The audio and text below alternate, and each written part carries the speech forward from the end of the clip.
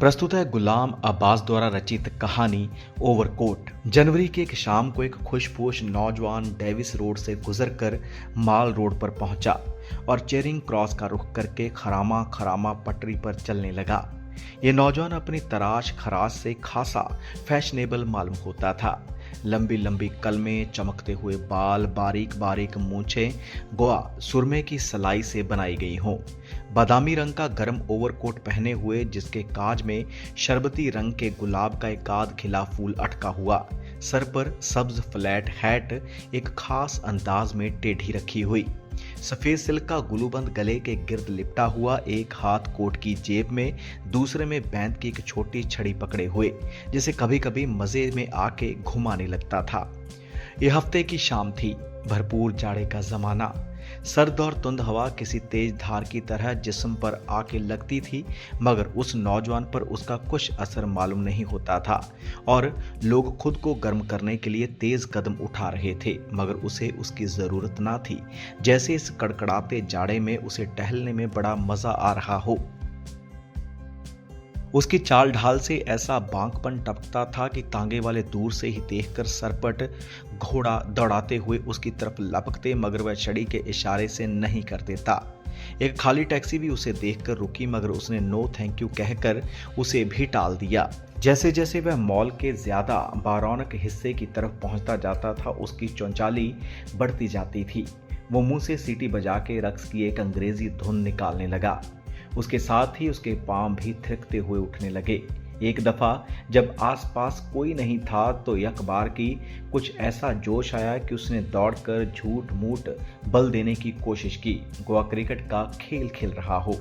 रास्ते में वो सड़क आई जो लॉरेंस गार्डन की तरफ जाती थी, मगर उस वक्त के धुंधलके और सख्त कोहरे में उस बाग पर कुछ ऐसी उदासी बरस रही थी कि उसने उधर का रुख ना किया और सीधा चेरिंग क्रॉस की तरफ चलता रहा। मलिका के बुत के करीब पहुंचकर उसकी हरकत व सकनात में किसी कदर मतानत आ गई। उसने अपना रुमाल निकाला, जिसे जेब में रखने की बजाय उसने कोट की बाएं आस्तीन में उड़ेस रखा था। हल्के हल्के चेहरे पर फेरा ताकि कुछ गर्द जम गई हो तो उतर जाए। पास घास के एक टुकड़े पर कुछ अंग्रेज बच्चे बड़ी सी गेंद से खेल रहे थे। वह रुक गया और बड़ी दिलचस्पी से उनका खेल देखने लगा। बच्चे कुछ देर तक तो उसकी परवाह किए बगैर खेल में मसरूफ रहे, मगर जब वो बराबर तके ही चला गया तो रफ्ता रफ्ता शर्माने से लगे और फिर अचानक गेंद संभालकर हंसते हुए एक दूसरे के पीछे भागते हुए घास के उस टुकड़े से ही चले गए। नौजवान की नजर सीमेंट की एक खाली बेंच पर पड़ी और वो उस पर आके बैठ गया। उस वक्त शाम के अंधेरे के साथ साथ सर्दी और भी बढ़ती जा रही थी। उसकी ये शिद्दत ना खुशगवार ना थी बल्कि लज्जत परस्ती की तरगीब देती थी। शहर के ऐश पसंद तबके का तो कहना ही क्या, वो तो इस सर्दी में ज्यादा ही खुल खेलता है। तन्हाई में बसर करने वाले भी इस सर्दी में वर्गलाए जाते हैं और वे अपने अपने कोनों खदरों से निकलकर महफिलों और मजमाओं में जाने की सोचने लगते हैं ताकि जिस्मों का कर्ब हासिल हो। हसूले लज्जत की यही जुस्तजू लोगों को माल पर खींच लाई थी और वे हस्बे तौफीक रेस्तोरानों, काफ़ी हाउसों, रक्स गाहों, सिनेमाओं और तफरीह के दूसरे मकामों पर महजूज हो रहे थे। माल रोड पर मोटरों, तांगों और बाईसाइकिलों का तांता बंधा हुआ तो था ही, पटड़ी पर चलने वालों की भी कसरत थी। अलावा अजीम सड़क की दो रवैया दुकानों में खरीदा फरोख्त का बाजार भी गर्म था। नौजवान सीमेंट के बेंच पर बैठा अपने सामने से गुजरते हुए जनवा मर्द को गौर से देख रहा था। उसकी नजर उनके चेहरे से कहीं ज्यादा उनके लिबास पर पड़ती थी। उनमें हर वजह और हर कुमाश के लोग थे। बड़े बड़े ताजिर, सरकारी अफसर, लीडर, फनकार, कॉलेजों के तलबा और तालिबात, नर्सें, अखबारों के नुमाइंदे, दफ्तरों के बाबू। ज्यादातर लोग ओवरकोट पहने हुए थे, हर किस्म के ओवरकोट। कराकुली के बेशकीमत ओवरकोट से लेकर खाली पट्टी के पुराने फौजी ओवरकोट तक, जिसे नीलाम में खरीदा गया था। नौजवान का अपना ओवरकोट था जो खासा पुराना, मगर उसका कपड़ा खूब बढ़िया था। फिर वो सिला हुआ भी किसी माहिर दर्जी का था। उसको देखने से मालूम होता था कि उसकी बहुत देखभाल की जाती है। कॉलर खूब जमा हुआ था, बाहों की क्रीज बड़ी नुमाया, सिलवट कहीं नाम को नहीं। बटन सींग के बड़े बड़े चमकते हुए। नौजवान उसमें बहुत मगन मालूम होता था। एक लड़का पान बीड़ी सिगरेट का संदूकचा गले में डाले सामने से गुजरा। नौजवान ने आवाज दी, पान वाला? जनाब, 10 का चेंज है तो नहीं, ला दूंगा। क्या लेंगे आप? नोट लेके भाग गया तो? अजी वाह, कोई चोर उचक्का हूं जो भाग जाऊंगा? एतबार ना हो तो मेरे साथ चलिए। लेंगे क्या आप? नहीं, हम खुद चेंज लाएगा। लो ये एक कन्नी निकल आई, एक सिगरेट दे दो और चले जाओ। लड़के के जाने के बाद मजे से सिगरेट के कश लगाने लगा। वो वैसे ही बहुत खुश नजर आता था। सिगरेट के धुएं ने उस पर सुरूर की कैफियत तारी कर दी थी। एक छोटी सी सफेद रंग बिल्ली सर्दी में ठिठरी हुई बेंच के नीचे उसके कदमों में आकर म्याऊं म्याऊं करने लगी। उसने पुचकारा तो उछलकर बेंच पर आ चढ़ी। उसने प्यार से उसकी पीठ पर हाथ फेरा और कहा, पुअर लिटिल सोल। इसके बाद वह बेंच से उठ खड़ा हुआ और सड़क को पार करके उस तरफ चला जिधर सिनेमा की रंग बिरंगी रोशनियां झिलमिला रही थी। तमाशा शुरू हो चुका था। बरामदे में भीड़ ना थी, सिर्फ चंद लोग थे जो आने वाली फिल्मों की तस्वीरों का जायजा ले रहे थे। ये तस्वीरें छोटे बड़े कई बोर्डों पर चस्पा थी। उनमें कहानी के चीदा मनाजिर दिखाए गए थे। 3 नौजवान एंग्लो इंडियन लड़कियां उन तस्वीरों को ज़ौक व शौक से देख रही थी। एक खास शान इस्तगना के साथ मगर सिनफे नाजुक का पूरा एहतराम मलहूज रखते हुए वो भी उनके साथ साथ मगर मुनासिब फासले से उन तस्वीरों को देखता रहा। लड़कियां आपस में हंसी मजाक की बातें भी करती जाती थी और फिल्म पर रायजनी भी। इतने में एक लड़की ने, जो अपने साथ वालियों से ज्यादा हसीन भी थी और शौक भी, दूसरी लड़की के कान में कुछ कहा, जिसे सुनकर उसने एक कहका लगाया और फिर वो तीनों हंसती हुई बाहर निकल गई। नौजवान ने उसका कुछ असर कबूल ना किया और थोड़ी देर के बाद वो खुद भी सिनेमा की इमारत से बाहर निकल आया। अब 7 बज चुके थे और मॉल की पटड़ी पर फिर पहले की तरह मटर गश्त करता हुआ चला जा रहा था। एक रेस्तरां में ऑर्केस्ट्रा बज रहा था। अंदर से कहीं ज्यादा बाहर लोगों का हजूम था। उनमें ज्यादातर मोटरों के ड्राइवर, कोचवान, फल बेचने वाले जो अपना माल बेच के खाली टोकरे लिए खड़े थे, कुछ राहगीर जो चलते चलते ठहर गए थे, कुछ मजदूरी पेशा लोग थे और कुछ गदागर। ये अंदर वालों से कहीं ज्यादा गाने की रसिया मालूम होते थे, क्योंकि वह गुल गपाड़ा नहीं मचा रहे थे बल्कि खामोशी से नगमा सुन रहे थे। हालांकि धुन और साज अजनबी थे। नौजवान पल भर के लिए रुका और फिर आगे बढ़ गया। थोड़ी दूर चल के उसे अंग्रेजी मौसीकी की एक बड़ी सी दुकान नजर आई और अंदर चला गया। हर तरफ शीशे की अलमारियों में तरह तरह के अंग्रेजी साज रखे हुए थे। एक लंबी मेज पर मगरिबी मौसीकी की 2 वर्ग की किताबें चुनी हुई थी। ये नए चलंतर गाने थे। सारे वर्ग खूबसूरत, रंगदार मगर धुनें घटिया। एक शिशलती हुई नजर उन पर डाली, फिर वहां से हट आया और साजों की तरफ मुतवज्जे हो गया। एक हिस्पानवी गिटार पर जो एक खूंटी से टंगी हुई थी, नाकदाना नजर डाली और उसके साथ कीमत का जो टिकट लटक रहा था उसे पढ़ा। उससे जरा हटकर एक बड़ा जर्मन पियानो रखा हुआ था। उसका कोर उठा के उंगलियों के बज पर्दों को टटोला और फिर कवर बंद कर दिया। पियानो की आवाज सुनकर दुकानदार का एक करिंदा उसकी तरफ बढ़ा। गुड इवनिंग सर, कोई खिदमत? नहीं शुक्रिया। हाँ, इस महीने की ग्रामोफोन रिकॉर्डों की फहरिस्त दे दीजिए। फहरिस्त लेके ओवरकोट की जेब में डाली, दुकान से बाहर निकल आया और फिर चलना शुरू कर दिया। रास्ते में एक छोटा सा बुक स्टॉल पड़ा। नौजवान वहां भी रुका। कई ताजा रिसालों के वर्क उल्टे, रिसाला जहां से उठाता वहीं एहतियात से रख देता और आगे बढ़ा तो कालीनों की एक दुकान ने उसकी तवज्जो को जज्ब किया। मालिक दुकान ने, जो एक लंबा सा चोगा पहने और सर पर कुल्ला रखे था, गर्मजोशी से उसकी आवभक्त की। जरा ये ईरानी कालीन देखना चाहता हूँ। उतारिए नहीं, यहीं देख लूंगा। क्या कीमत है इसकी? 1430 रुपए। नौजवान ने अपने भवों को सिकड़ा, जिसका मतलब था, ओहो इतनी? दुकानदार ने कहा, आप पसंद कर लीजिए, हम जितनी भी रियायत कर सकते हैं कर देंगे। शुक्रिया, लेकिन इस वक्त मैं सिर्फ एक नज़र देखने आया हूँ। शौक से देखिए, आपकी ही दुकान है। वो 3 मिनट के बाद उस दुकान से भी निकल आया। उसके ओवरकोट के काज में शरबती रंग के गुलाब का जो अधखिला फूल अटका हुआ था, वो उस काज से कुछ ज्यादा बाहर निकल आया था।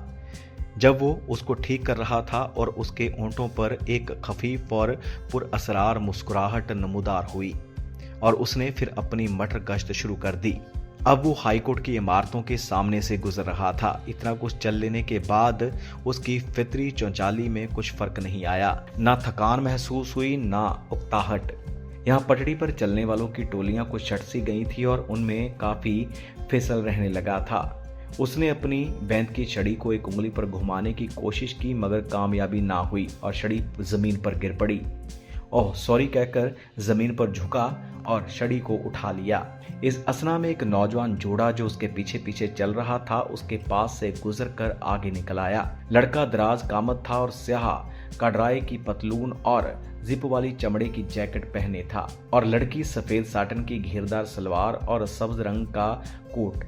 वो भारी भरकम सी थी। उसके बालों में एक लंबा सा स्याह चटा गुंथा हुआ था जो उसके कमर के नीचे था।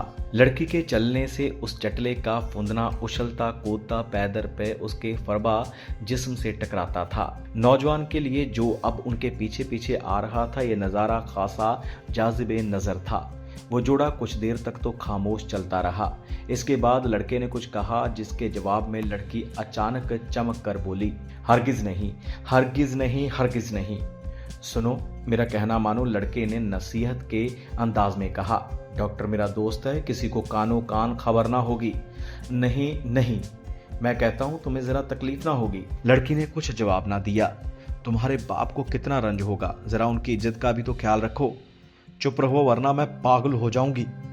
नौजवान ने शाम से अब तक अपनी मटर गश्त के दौरान जितनी इंसानी शक्लें देखी थी उनमें से किसी ने भी उसकी तवज्जो को अपनी तरफ मुनातिफ नहीं किया था। फिल हकीकत उनमें कोई जाज़बियत थी ही नहीं, या फिर वो अपने हाल में ऐसा मस्त था कि किसी से उसे सरोकार ही ना था। मगर उस दिलचस्प जोड़े ने जिसमें किसी अफसाने के किरदारों की सी अदा थी जैसे यकबारगी उसके दिल को मोह लिया था और उसे हद दर्जा मुश्ताक बना दिया कि वह उनकी और भी बातें सुनने लगा और हो सके तो करीब से उनकी शक्लें भी देख ले। उस वक्त वो तीनों बड़े डाकखाने के चौराहे के पास पहुंच गए थे। लड़का और लड़की पल भर को रुके और फिर सड़क पार करके मैकलोड रोड पर चल पड़े। नौजवान माल रोड पर ही ठहरा रहा। शायद वो समझता था कि फिलफौर उनके पीछे गया तो मुमकिन है कि उन्हें शुबा हो जाए कि उनका ताकुब किया जा रहा है, इसलिए उसे कुछ लम्हे रुक जाना चाहिए।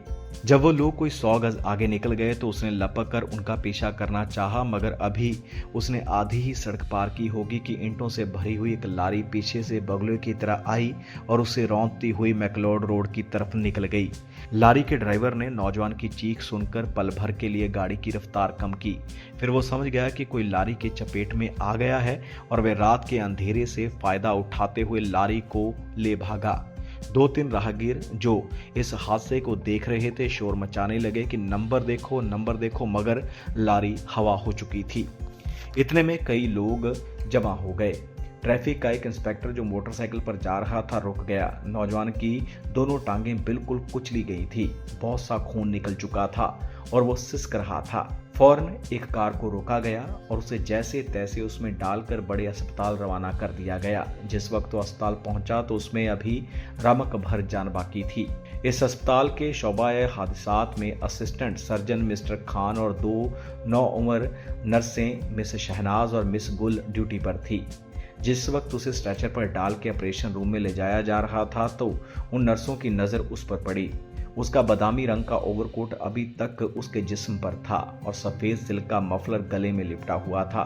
उसके कपड़ों पर जा बजा खून के बड़े बड़े धब्बे थे।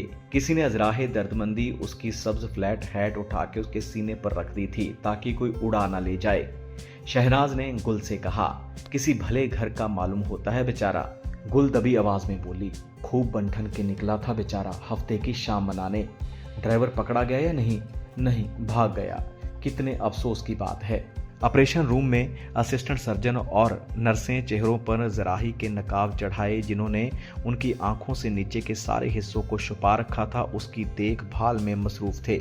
उसे संगमरमर की मेज पर लिटा दिया गया। उसने सर में जो तेज खुशबूदार तेल लगा रखा था उसकी कुछ महक अभी तक बाकी थी। पट्टियां भी अभी तक जमी हुई थी। हादसे से उसकी दोनों टांगें तो टूट चुकी थी मगर सर की मांग नहीं बिगड़ने पाई थी। अब उसके कपड़े उतारे जा रहे थे। सबसे पहले सफेद सिल्क ग्लूबंद उसके गले से उतारा गया।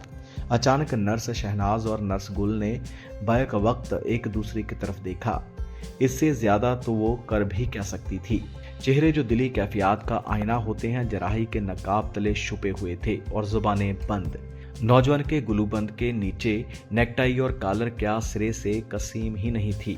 ओवरकोट उतारा गया तो नीचे से एक बोसीदा ऊनी स्वेटर निकला जिसमें जा बजा बड़े बड़े सुराख थे। उन सुराखों से स्वेटर से भी ज्यादा बोसीदा और मैला कुचैला एक बनियान नजर आ रहा था। नौजवान सिल्क के गुलूबंद को कुछ इस ढब से गले पर लपेटे रखता था कि उसका सारा सीना छुपा रहता था। उसके जिस्म पर मैल की तहें भी खूब चढ़ी हुई थी। जाहिर होता था कि वह कम से कम पिछले 2 महीने से नहाया नहीं। अलबत्ता गर्दन खूब साफ थी और उस पर हल्का हल्का पाउडर लगा हुआ था। स्वेटर और बनियान के बाद पतलून की बारी आई और शहनाज और गुल की नजरें फिर बैक वक्त उठीं। पतलून को पेटी के बजाय एक पुरानी धज्जी से जो शायद कभी नेकटाई रही होगी खूब कस के बांधा गया था। बटन और बक्सुए गायब थे।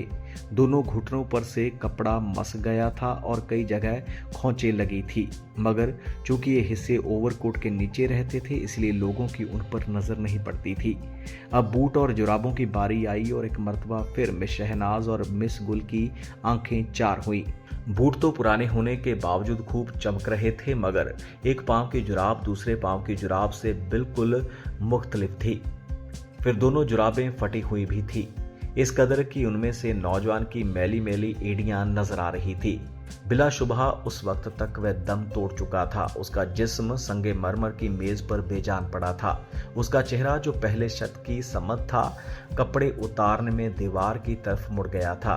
मालूम होता था कि जिस्म और उसके साथ रूह की बरहंगी ने उसे खजल कर दिया है और वह अपने हमजिंसों से आंखें चुरा रहा है। उसके ओवरकोट की जेबों में से जो चीजें बरामद हुई थी वो ये थी: एक छोटी सी स्याह कंघी, एक रुमाल, 6.5 आने, एक बुझा हुआ सिगरेट, एक छोटी सी डायरी जिसमें नाम और पते लिखे थे, एक ग्रामोफोन रिकॉर्डों की एक माहाना फहरिस्त और कुछ इश्तिहार जो मटर गश्त के दौरान इश्तिहार बांटने वालों ने उसके हाथ में थमा दिए थे और उसने उन्हें ओवरकोट की जेब में डाल दिया था। अफसोस कि उसकी बैंक की छड़ी जो हादसे के दौरान कहीं खो गई थी उस फहरिस्त में शामिल ना थी। तो ये थी गुलाम अब्बास द्वारा रचित कहानी ओवरकोट। उम्मीद है आपको एक कहानी पसंद आई होगी। ऐसी और कहानियां सुनने के लिए जुड़े रहें वाइब्रेंट ट्रेंड्स के साथ।